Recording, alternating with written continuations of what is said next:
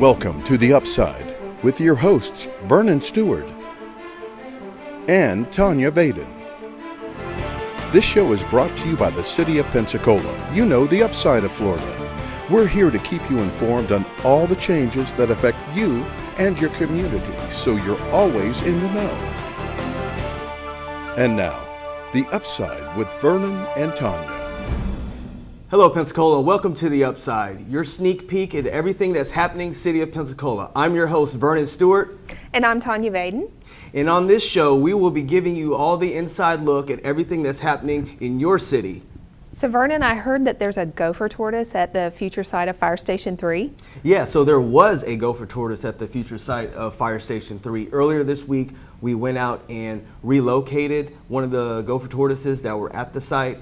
So typically what happens is when there's a construction site and there's any type of threatened species, there are certain kinds of permitting guidelines that we as a city government have to abide by.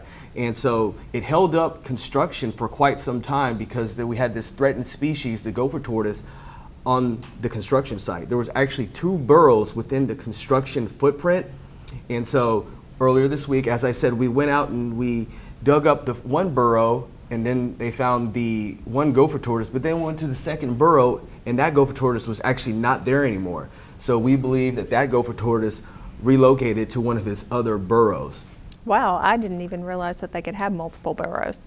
Right, so basically from what I understand is that the bigger the Gopher Tortoise, the more burrows that it may have in case it ever has to relocate to another burrow for whatever reason. Well, that sounds like a smart thing for the turtle to do.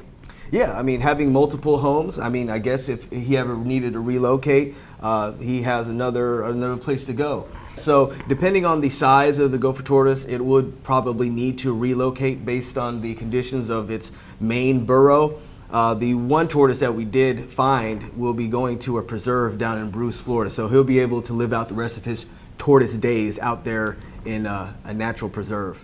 Very, very nice. A little retirement home, maybe. Yeah, we're gonna miss the little guy. I mean, he was a staple at that location. We had some firefighters come off to see him off and wish him well. So Tanya, why don't you tell us what's going on in the parks?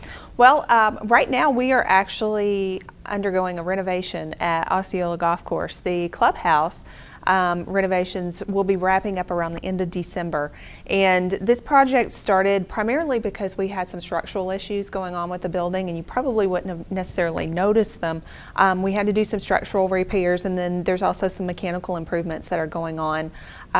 We're replacing some of the wooden structural components of the building, like the beams, replacing those with steel beams. The wooden beams are being replaced. And then installing some impact resistant glass, repairs to the kitchen ventilation system, and then also the HVAC system for the entire building.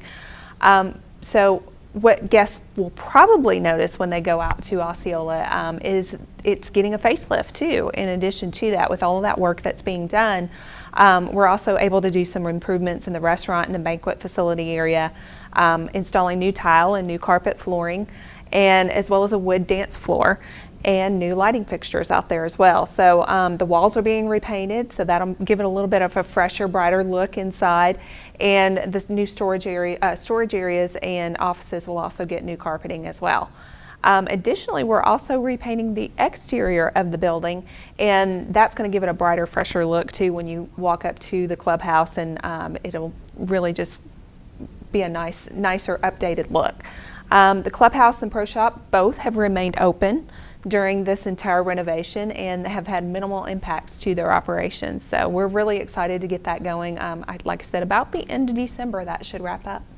Wow, those are some major renovations happening at the golf club. I mean, it was already looking really nice. It really the couple is. of times that I've been out there, but it sounds like it's going to just be taking up a whole nother level.